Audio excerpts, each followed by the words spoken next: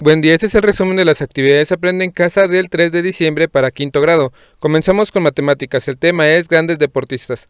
¿Ustedes saben qué es un triatlón? Un triatlón es una de las pruebas físicas que los expertos catalogan como una prueba mental. Se divide en tres partes, tiene natación, ciclismo y caminata. Este tipo de deportes necesita fortaleza mental. Vamos a revisar los resultados del triatlón de Hawái en 2019. Estos son los resultados del triatlón. Aquí se presentan los récords de los ganadores. Estas bicicletas representan a Tom y a Juan Carlos. Vamos a ver las preguntas. ¿Cuántos metros nadan los participantes? ¿De cuántos metros fue la carrera a pie? ¿Cuántos minutos hay de diferencia entre la marca de Jan y Timothy en la prueba de ciclismo? La diferencia entre los tiempos que hicieron Jan y Sebastián en la prueba de natación es de 2 minutos. Explica por qué. ¿Cuántos minutos de diferencia hay entre el tiempo total de los primeros y tercer lugar? ¿Cuál es la diferencia en tiempo total entre el primer lugar y el segundo lugar? A Tom le salió la pregunta 3. ¿Cuántos minutos hay de diferencia entre la marca de Jan y Timothy en la prueba de ciclismo?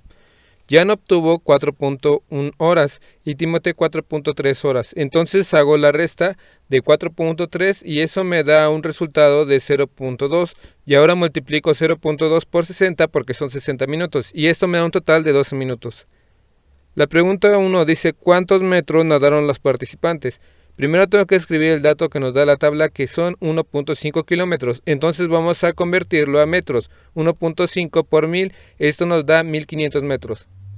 Después nos salió la pregunta 5. ¿Cuántos minutos de diferencia hay entre el tiempo total de los lugares primero y tercero? Primero tomamos los datos de la tabla.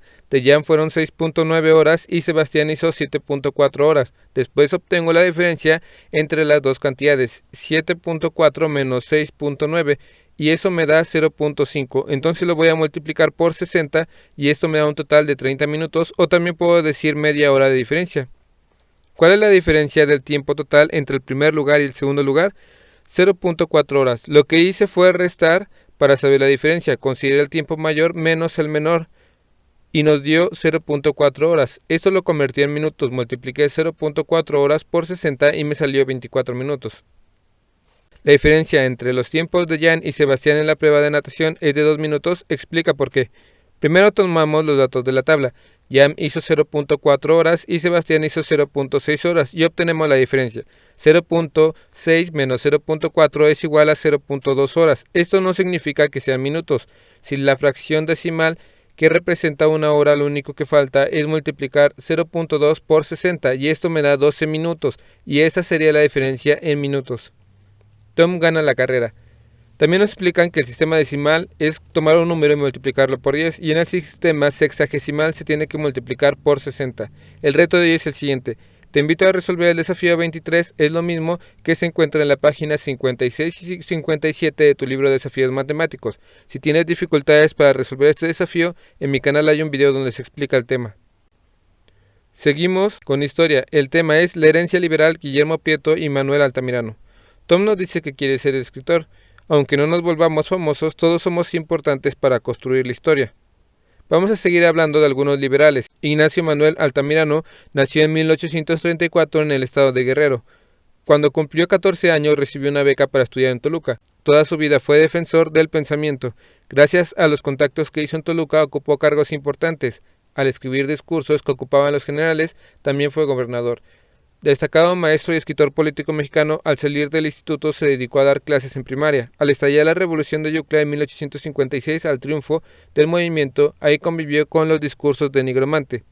De todos los pensadores liberales, fue promotor de la escuela primaria laica y gratuita y comenzó a publicar en revistas. Su obra abarca un gran repertorio. Fue uno de los grandes maestros en México y ayudó a crear la escuela normal para profesores. El legado más importante se encuentra en la literatura y en la educación. Vamos a leer algo de lo que escribió. Lo que necesita México no son cárceles, lo que necesita es abrir escuelas primarias por todos lados. El mal de la ignorancia es muy grave, pues mira, vuelan las alas del pensamiento. ¿Qué ves?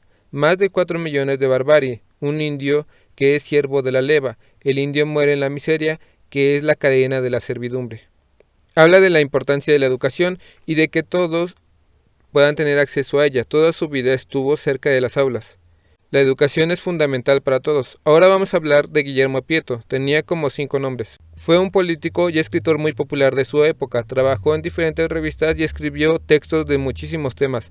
Firmaba con el seudónimo de Fidel. Un seudónimo es un apodo que se utiliza un autor para que oculte su identidad, pues era una manera de protegerse contra la represión. Guillermo Prieto escribió muchas obras. Gracias a los textos de Guillermo Prieto podemos conocer a detalle cómo se vivía en su época. Su infancia transcurrió en los Molinos del Rey. En su libro Memorias de mis tiempos cuenta la infancia típica de esa época. El ideal de ese entonces consistía en quedarse quieto por horas, comer con tenedor, saber el catecismo de memoria y decir que quería ser padre. Desesperado ante la enfermedad de su madre, Prieto acude con una conocida y ella lo cobija. En la Memoria de mis tiempos narra lo siguiente: el juez ostentaba su bastón, los charros usaban sus botas, había también unas fondas y bodegones. En los manjares estaban afuera, los concurrentes se sentaban en petates, no solo la gente humilde, sino que todos. Los catrines eran jóvenes ricos, un poco presumidos. Las palabras van cambiando con el tiempo. Por ejemplo, no usas las mismas palabras que tus abuelos. Por ejemplo, borlote en lugar de decir desorden. ¿Conocen las palabras que usaban antes? Para terminar, hagamos un resumen. Un aporte que nos ha dejado ese importante grupo de pensadores es que contribuyeron a hacer cambios políticos y sociales muy importantes. Protegieron derechos humanos como la libertad de expresión y el pensamiento. También apoyaron a la educación laica libre de influencia de la Iglesia Católica. Nuestra Constitución actual lo marca en el artículo 3. Sin duda, estos derechos y libertades, junto con el respeto a las distintas ideas que tenía cada uno de los liberales, construyeron el desarrollo de la democracia.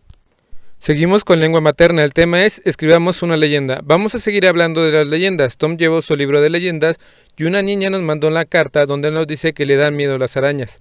Marco es un famoso cuentacuentos que desde hace 27 años me dedico a contar historias y he viajado por 27 países contando estas historias. Nos canta una canción que dice que hay más arañas en el mundo que seres humanos, muchas especies por todos lados.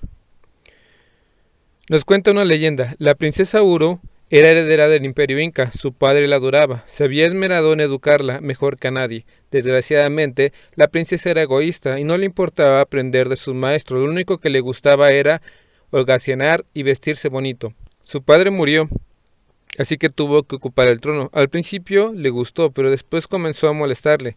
Y un día dijo: renuncio. Señora, ¿acaso no se da cuenta que su pueblo la necesita? Estaba tan enojada que con un cinturón les dijo: quiero que todos se arrodillen, y si no obedecen les voy a pegar. Cuando le iba a pegar a uno se paralizó, no podía moverse. Apareció una diosa y le dijo: eres muy egoísta. A partir de ahora perderás tu belleza y todos los privilegios que posees. El suelo tembló y se formó una nube. En su lugar apareció una araña. Uru no pudo protestar y corrió por los pasillos del palacio. Y cuenta la leyenda que aunque han pasado muchos siglos, Uru aún habita el palacio imperial, mientras ve con tristeza lo que algún día fue su hogar. Vamos a hacer nuestra propia leyenda con el tema de las arañas. Esa tarea necesita de toda nuestra creatividad y de nuestra imaginación. Comencemos nuestra leyenda. Algo que les recomiendo es poner el título hasta el final, que ya hayamos construido nuestra leyenda. ¿En qué lugar y tiempo se va a ubicar nuestra leyenda? En Baja California se encontraron arañas gigantes. Hay un lugar llamado Todos Santos. Cuentan que hace más de 2 siglos, en un poblado de La Paz cercano a Los Santos, se encuentra una serie de cuevas y minas, donde habita una araña milenaria de gran tamaño.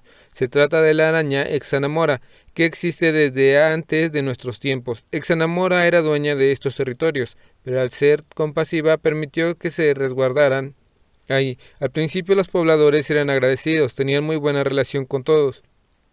Ahora vamos con el desarrollo. Así pasaron las décadas y los primeros pobladores fueron muriendo, pero los nuevos pobladores comenzaron a verla con desdén, temor y soberbia. Los nuevos pobladores no tenían los mismos sentimientos que sus abuelos. Una tarde un grupo de jóvenes se reunieron pues ya estaban cansados de alimentar a una araña que en cualquier momento podría atacarlos, a pesar de que nunca antes lo había hecho. Por lo que decidieron eliminarla, planearon atraparla y quemarla, así que por la noche el más joven del grupo comenzó a pedir auxilio. Exanamora lo escuchó a lo lejos y llegó a su rescate, pero era una trampa. Exanamora se entristeció y logró escapar. adentrándose en lo más profundo de las cuevas. Nadie más supo de ella, pero cuenta la leyenda que se oculta. Ahora, al final, a partir de ese día, se cuenta que todo aquel que se acerca a indagar en las minas, pues como nadie más alimentó a la gran araña, ahora aprovecha a los curiosos. Ahora vamos a ponerle el título, La araña de las minas. Seguimos con artes. El tema es ¿qué era? ¿Qué es? Hoy vamos a hacer énfasis en la utilería y los accesorios. Primero hagamos la distinción entre utilería y los accesorios. La utilería son todas las cosas que van en la escena, como las sillas, el plato, pero para que sean útiles tienen que tener una función útil en la escena. Por ejemplo, estamos en el restaurante y de repente se suscita un pleito. Una de las personas toma una botella y la rompe en la cabeza de la otra. Esto es utilería. Los accesorios son complementos del vestuario, pero también pueden ser la mesa, los pinceles, la pintura, que a pesar de que no tienen un uso, pueden ambientar la escenografía o el vestuario. No puede faltar algún elemento de la utilería. Es tan grave como que falte un personaje. Si no son indispensables para la obra, se vuelven accesorios. En el decorado no importa mucho, pero la utilería sí es muy importante. También cuando usamos algún accesorio que represente al personaje como un pirata, el pato de pala o el parche en el ojo. Vamos a jugar a elegir un objeto. Por ejemplo, este huevo y le tienes que dar un uso menos como huevo. Esto es un jabón, una piedra, unos aretes, un globo, un músculo, un cotonete, un telescopio. ¿Cuántos usos les dimos al mismo objeto? Fueron muchísimos. Cada uno le dio un diferente uso al huevo. Cuando necesitas resolver cosas de la utilería no siempre es necesario conseguir algo de verdad. Tenemos que improvisar como con este teléfono. Berenice Romero nos cuenta que es actriz y nos cuenta algunas experiencias. Tiene que tener referencias, cómo se vestiría, cómo se van a mover. Si tienen algún elemento lo puedes usar para representar a un personaje. Puedes descubrir muchas posibilidades, esto depende de tu imaginación. Podemos intentar que lo que tenemos lo hagamos lo más parecido a la realidad, pero no es obligatorio, puede ser cualquier cosa. Vamos a ver algunas fotografías de algunos elementos de utilería. Espero que este video te ayude un poco. Si conoces a alguien que le pueda ayudar este video, comparte, dale like y suscríbete. Saludos.